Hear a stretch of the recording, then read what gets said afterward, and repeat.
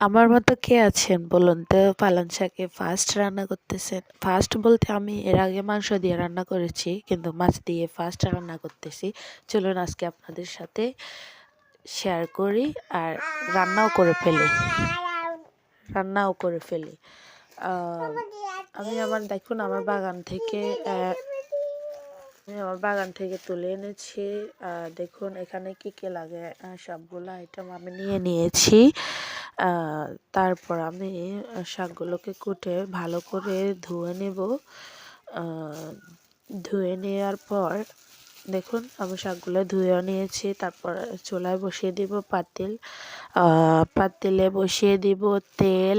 তেল দেওয়ার পর আমি প্রথমে দিয়ে দিলাম রসুন কুচি। রসুন কুচি দেওয়ার পর দিয়ে দিব পেঁয়াজের ঢেঁকি। এখন তো শীতকাল পেঁয়াজের ঢেঁকি পাওয়া যায়, তাই সেটা দিয়েছি। আর না থাকলে না দিবেন, সমস্যা না। আমার ভালো লাগছে দিয়েছি পেঁয়াজ কুচি, টমেটো কুচি, রসুন বাটা দিয়ে কিছুক্ষণ নাড়াচাড়া করার পর দিয়ে দিলাম হলুদ গুঁড়ো, মরিচ গুঁড়ো। তারপর কিছুক্ষণ নাড়াচাড়া করে দিয়ে দিলাম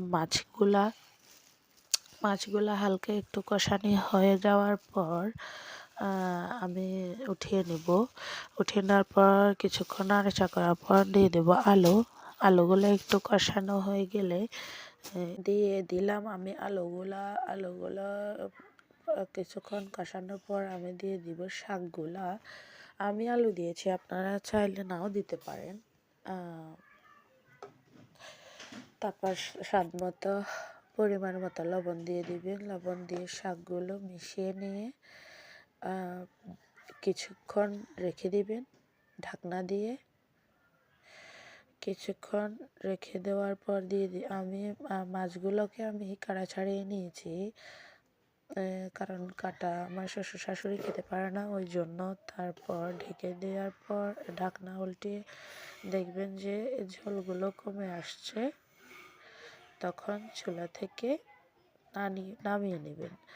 পালং শাকে বেশি জল দিলে পালং শাক আবার খেতে মজা লাগে না, অল্প জল দিয়ে নামিয়ে নেবেন। কেমন হয়েছে জানাবেন। আল্লাহ হাফেজ, বাই বাই।